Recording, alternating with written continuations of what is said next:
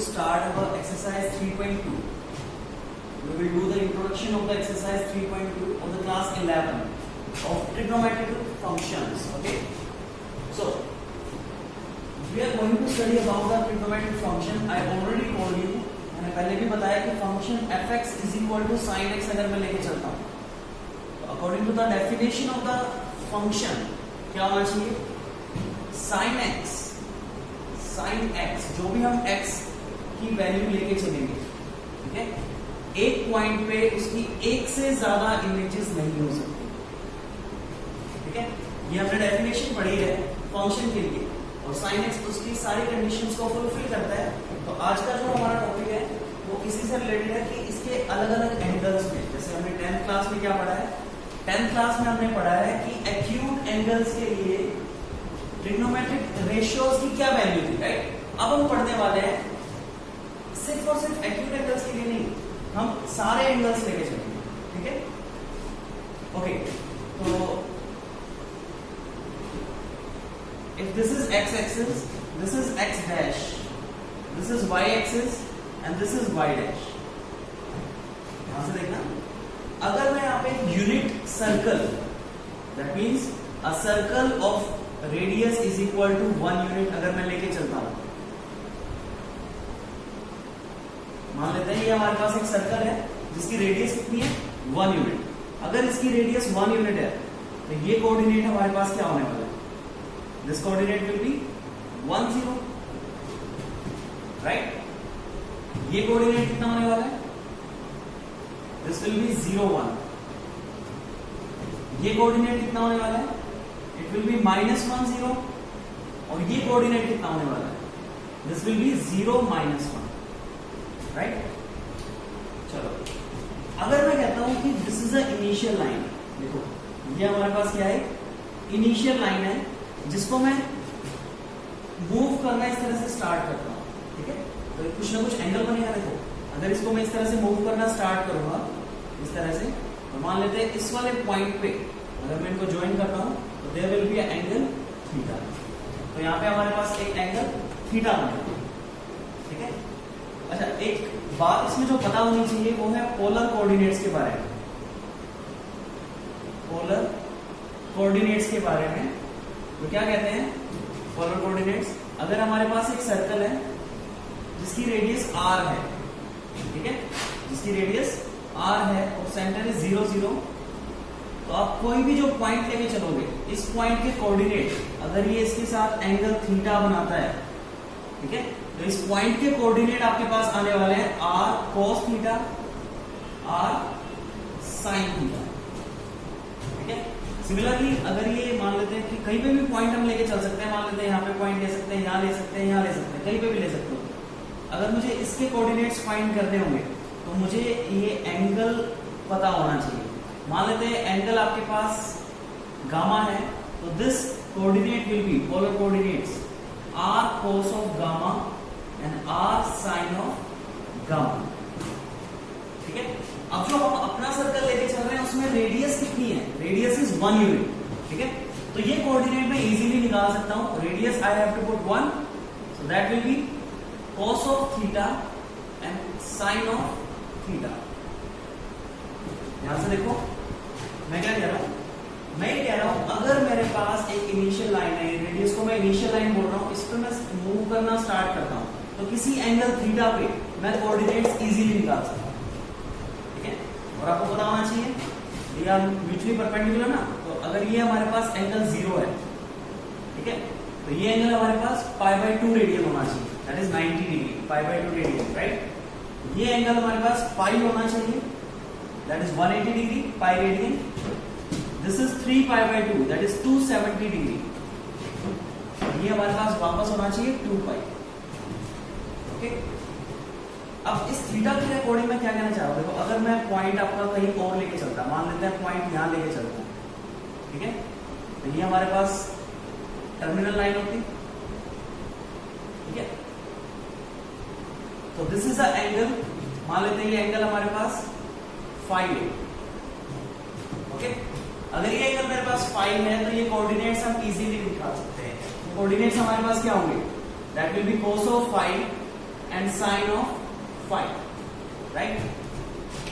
इसी तरह से अगर पॉइंट यहां होता है, यहां पे नहीं होता है, कहीं पे भी होता है इस पूरे सर्कल के ऊपर, तो उसके कोऑर्डिनेट्स हम cos और sin में फाइंड कर सकते हैं। चेक करो, आप यहां पे भी चेक कर सकते हो। अगर मैं लाइन सिर्फ यही लेके चलता हूं तो यहां पे एंगल कितना है, इट इज 0, राइट। तो इसके कोऑर्डिनेट्स हमारे पास क्या होने चाहिए, that should be cos of 0 and sin of 0, यही कोऑर्डिनेट्स होने चाहिए। और cos ऑफ 0 की वैल्यू क्या होती है 1 एंड sin ऑफ 0 की वैल्यू क्या होती है 0, चेक कर सकते हो। सिमिलरली ये कोऑर्डिनेट्स आपके पास क्या होने चाहिए, यहां पर अगर मैं ये वाली y axis, positive y axis की तरफ डायरेक्शन लेके चलता हूं तो दिस एंगल इज 90 डिग्री, ये एंगल मेरे पास कितना है 90 डिग्री एंगल है, ठीक है। तो इसके कोऑर्डिनेट्स हमारे पास होने चाहिए cos ऑफ 90 और sin ऑफ 90। तो आप चेक कर सकते हो, cos 90 0 और sin 90 हमारे पास कितना होगा 1 होगा। देखो ध्यान से, इसके अकॉर्डिंग तो ये एंगल, अगर मैं एक्स एक्सिस की बात करता हूं, ठीक है, एक्स एक्सिस की बात करते हैं तो ये एंगल हमारे पास कितना है पाई है। तो इसके कोऑर्डिनेट्स हमारे पास होने चाहिए cos of pi and sin of pi, right. cos of pi की वैल्यू मुझे गेट हो रही है, that should be equal to -1, ये वैल्यू मेरे पास कितनी होनी चाहिए -1 होनी चाहिए। और sin पाई की वैल्यू मुझे गेट हो रही है, दैट शुड बी 0, ठीक है। सिमिलरली अगर मैं 270 डिग्री की बात करता हूं तो यहां पे जो कोऑर्डिनेट होगा, this coordinate should be cos of 3 pi by 2 और sin 3 pi by 2, check this, ठीक है। तो ये कोऑर्डिनेट cos 3 पाई बाय 2 और sin 3 पाई बाय 2 होना चाहिए। तो मुझे cos 3 पाई बाय 2 की वैल्यू गेट हो रही है 0 और sin 3 पाई बाय 2 की गेट हो रही है -1, ठीक है। अब ये कॉन्सेप्ट करना क्यों जरूरी है, देखो ये कॉन्सेप्ट करना इसलिए जरूरी था क्योंकि हमारे पास कुछ specific values on the x axis और वाई एक्सिस गेट हो रही है।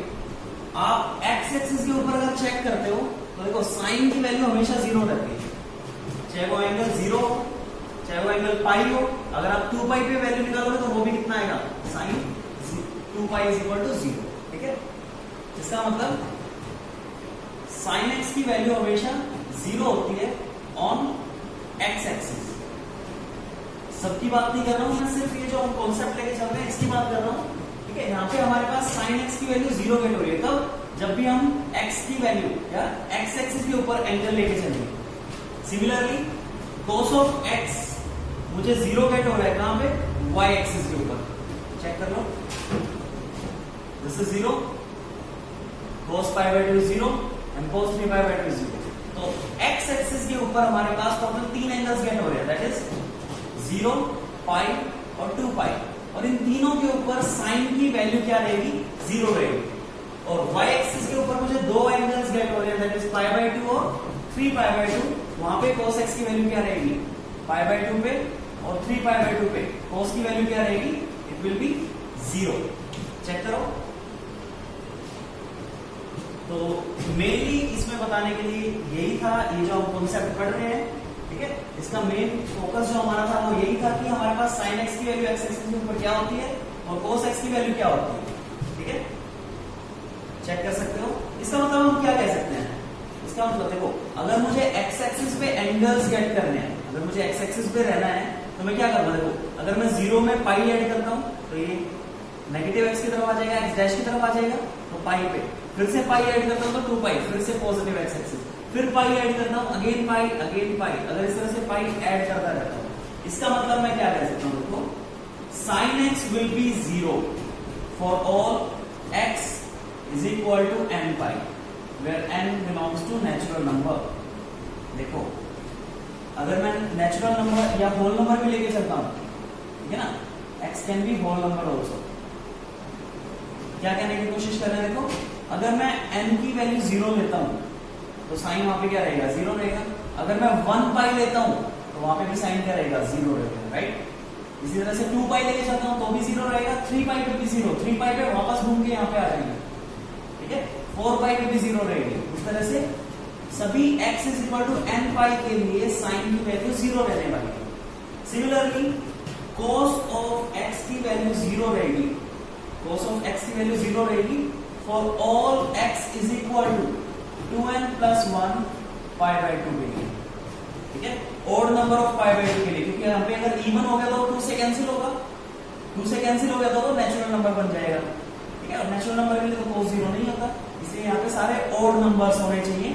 ओड नंबर जैसे यहाँ पे पाई बाय 2 है, 1 pi by 2, this is 3 pi by 2, फिर से पाई ऐड करोगे तो 5 पाई बाय 2, यहाँ पे एंगल क्या आ जाएगा, 5 पाई बाय 2 आ जाएगा, फिर से पाई ऐड करोगे तो 7 पाई बाय 2, यहाँ पे एंगल 7 पाई बाय 2 आ जाएगा, और कंप्लीट y एक्सिस के ऊपर cos की वैल्यू हमारे पास क्या रहने वाली है, 0 रहने वाली है। Pause the video to note it down.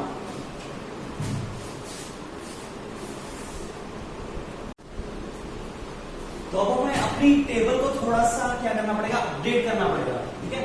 पहले हमने जो एंगल्स पढ़े हैं वो 0 से सिर्फ पाई बाय 2 तक पढ़े हैं, जो टेबल हम इजीली बना सकते हैं, ठीक है, लेकिन अब हमें कुछ और एंगल्स इसमें ऐड करने पड़ेंगे, स्पेसिफिक एंगल्स, और उस पर भी इनकी वैल्यूज को चेक करते हैं। तो सबसे पहले sin 0 की वैल्यू हमें पता है, हम ये टेबल इजीली बना सकते हैं, it is 0, 1 by 2, pi by 4 में 1 by √2 होती है, पाई बाय 3, हाँ जी 60 degree, √3 by 2 and it will be 1, right. अब sin पाई की बात करते हैं, तो पाई हमारे पास x एक्सिस पे आ रहा है, तो sin पाई वहां पे क्या होता है, 0 होता है, ठीक है। अगर हम 3 पाई बाय 2 की बात करें तो वहां पे -1 होता है, और 2 पाई पे फिर से 0 होता है, ठीक है, चेक दिस। अब cos की बात करते हैं तो ये होता है 1 √3 by 2, 1 by √2, 1 by 2 और 0, यहां तक तो हमें पता है, राइट। अब cos पाई की बात करते हैं, अगर मैं cos को पाई एंगल तक घुमाता हूं, ठीक है, तो cos पाई की वैल्यू मुझे कितनी गेट होगी, इट इज -1। अब 3 पाई बाय 2 मतलब y एक्सिस, इस पे वैल्यू क्या होगी, इट विल बी 0, और cos 2 पाई, हाँ जी 2 पाई पे इसकी वैल्यू क्या होगी, इट विल बी +1, ठीक है। अब टेंजेंट अगर मुझे गेट करना है तो tangent is very easy, tangent बहुत इजी है, कैसे गेट कर सकते हैं, sin by cos, sin by cos करके हम टेंजेंट की वैल्यू फाइंड कर सकते हैं, तो 0 by 1 इज 0, ठीक है, ये सब हम गेट कर भी चुके हैं। √3 1, it is √3, it is not defined, ठीक है। अब 0 by -1, it is 0, it is not defined and it will be, हाँ जी 0। Similarly, we can get all the values of cosecant, secant and cot by just doing the reciprocal of this. इसका सिर्फ reciprocal करके हम values gate कर सकते हैं, ठीक है। तो cosecant 0, cosecant 0 मेरे पास होगा not defined, it will be 2 √2, 2 by √3, it is 1 and it is again not defined, it will be -1 and it is again not defined. Similarly, I can get the values of secant by just doing the reciprocal of this. इसका reciprocal करके हम values को find कर सकते हैं, तो 1, it is 2 by √3, it is √2, it is 2 and it is not defined. Now reciprocal of -1 is -1, it is not defined and it is 1. Similarly, I can get the value of cot by just doing the reciprocal of tangent. It is not defined here, it will be √3, 1, 1 by √3, it is 0, not defined, 0 and not defined. Get this? Pause the video to note it down.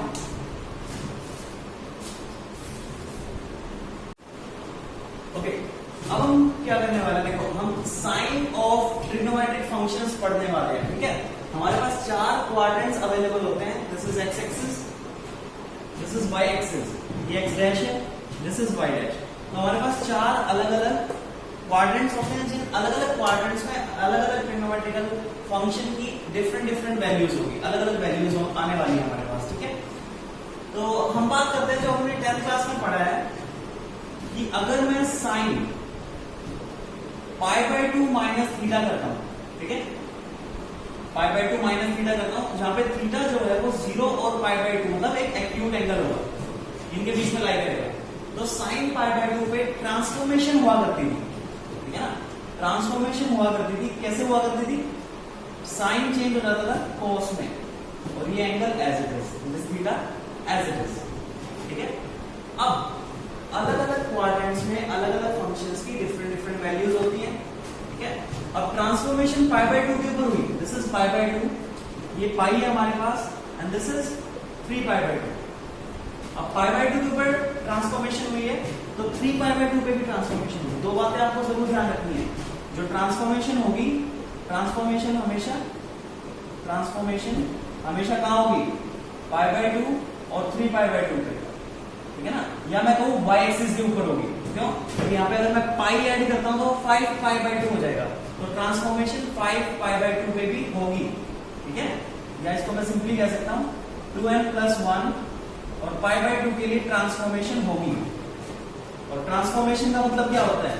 Transformation का मतलब है sign change हो जाता है cos में और cos change हो जाता है वापस साइन में, सीकेंड चेंज हो जाता है कोसिकेंट में और कोसिकेंट चेंज होता है वापस सीकेंट में, टेंजेंट चेंज होता है कॉट में और कॉट वापस चेंज हो जाता है टेंजेंट में। This is the transformation. तो y एक्सिस के लिए रहेगी, ठीक है? और x एक्सिस की अगर बात करें तो यहाँ पे कोई ट्रांसफॉर्मेशन नहीं होती है, no transformation on n pi. n pi के ऊपर कोई भी ट्रांसफॉर्मेशन नहीं होगी, इस बात का आपको ध्यान रखना पड़ेगा, ठीक है? ओके, अगर हम साइन की बात करते हैं तो साइन के लिए आपको एक रूल याद रखना पड़ेगा, ठीक है? इसको अलग अलग मेथड से याद किया जाता है। आफ्टर स्कूल टू कॉलेज हम बोल सकते हैं, या हम बोल सकते हैं all students of 10th class, ये भी हम बोल सकते हैं, या ऐड शुगर टू कॉफी, इससे भी याद रखा जा सकता है, ठीक है? इसमें ए का मतलब क्या होता है? ए का मतलब है ऑल पॉजिटिव। ये हम 10th क्लास में भी पढ़ चुके हैं, ये हम 10th क्लास में भी पढ़ चुके हैं कि फर्स्ट 0 से लेकर पाई बाय 2 तक कोई भी ट्रिग्नोमेट्रिकल रेशियो या फंक्शन हमारे पास नेगेटिव नहीं आता। सेकंड क्वाड्रेंट में साइन पॉजिटिव होता है, साइन इज पॉजिटिव। अगर साइन पॉजिटिव है तो ऑब्वियस ही बात है इसका रेसिप्रोकल वो भी तो पॉजिटिव होगा। थर्ड क्वाड्रेंट में टी का मतलब है टेंजेंट और इसका रेसिप्रोकल कोट, दोनों क्या होते हैं? पॉजिटिव होते हैं। बाकी चारों जो बच गए वो सारे क्या होते हैं? नेगेटिव। इसमें बाकी चार जो बचे वो सारे नेगेटिव होते हैं। और फोर्थ क्वाड्रेंट में कॉस और कॉस का रेसिप्रोकल सीकेंट, दोनों क्या होते हैं? पॉजिटिव होते हैं। ध्यान से देखो क्या कहना चाह रहे हैं, ठीक है? ट्रांसफॉर्मेशन हमने पढ़ा है कहां होगी? 2n+1 पे होगी, 2n+1 पाई बाय 2 पे ट्रांसफॉर्मेशन होगी और n पाई पे कोई ट्रांसफॉर्मेशन नहीं होगी, ठीक है? इसके according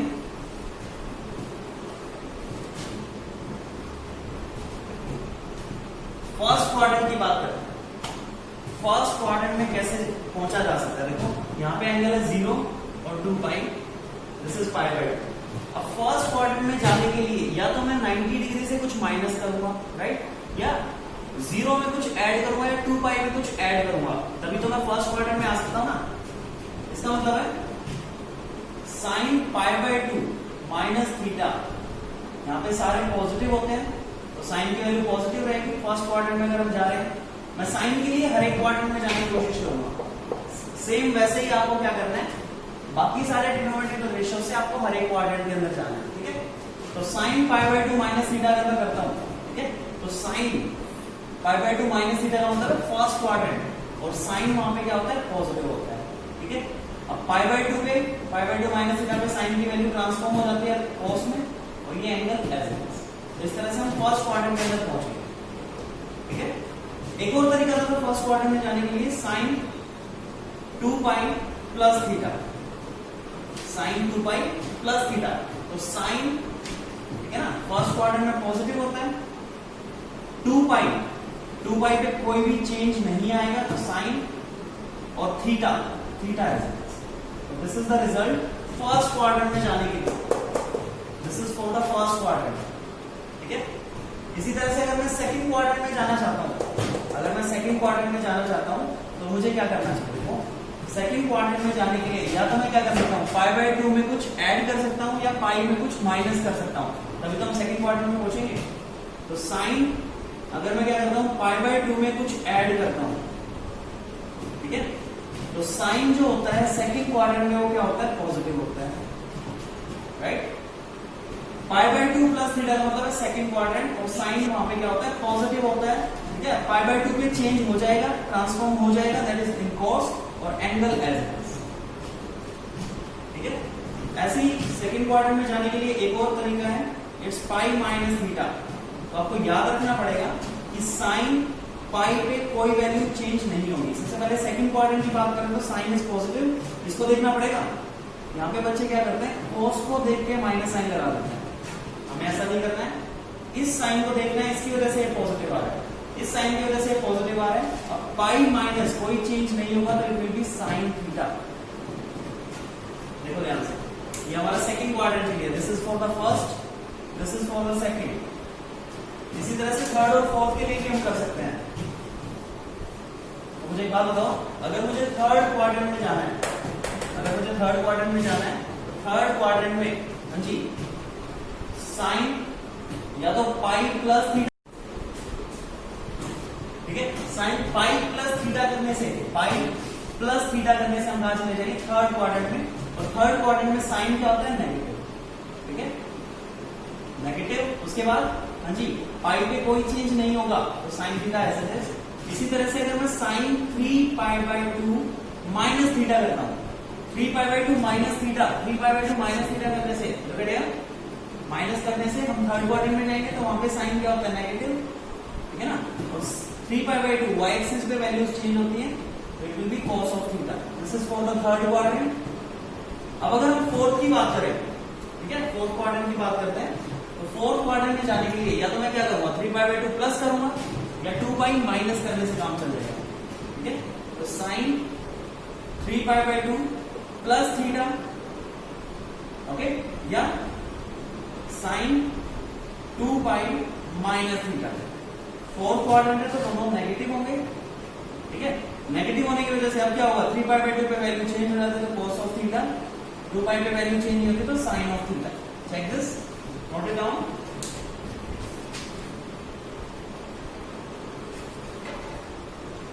similarly we can do for rest of the trigonometrical ratio, जैसे हम कोई भी फाइंड कर सकते हैं, ओके। कुछ और एग्जांपल्स हम ले सकते हैं। मान लेते हैं हमें करना है सीकेंड 3π/2 प्लस थीटा, ठीक है। तो मुझे पता है देखो 3π/2 पे ट्रांसफॉर्मेशन होती है और सीकेंड किस में चेंज हो जाता है, कोसिकेंड में। अब 3π/2 प्लस थीटा, 3π/2 प्लस थीटा की वजह से कहां जाएगा, फोर्थ क्वाड्रेंट में जाएगा, ठीक है। और फोर्थ क्वाड्रेंट में सीकेंड क्या होता है, नेगेटिव होता है, और वैल्यू चेंज हो जाती है cosecant theta. This is the required answer. देखो चेक करो, ठीक है। अब हम बात करते हैं कोई और लेके चलते हैं, जैसे cot of pi minus theta, कोई भी वैल्यू हम लेके चल सकते हैं। तो कोट पाई माइनस थीटा अगर हम करते हैं, तो पहली बार pi minus theta, pi minus करने से हम सेकंड क्वाड्रेंट में जाएंगे, वहां पे कोट क्या होता है, नेगेटिव होता है, ठीक है। अब कोट पाई पे कोई ट्रांसफॉर्मेशन नहीं होगी तो cot of theta as it is. This is the required answer. Check this, check करो। Similarly we can find each and every trigonometrical function हर एक क्वाड्रेंट के अंदर। इसमें भी ऑल आर पॉजिटिव है, यहाँ पे सिर्फ साइन और कोसिकेंड पॉजिटिव रहेंगे, rest of the trigonometrical ratios are negative. Similarly, in the third one, tangent and cot are positive, rest of the trigonometrical ratio are negative. Similarly, in the fourth one, cos and secant are positive. And we will apply the same concept on each and every trigonometrical function.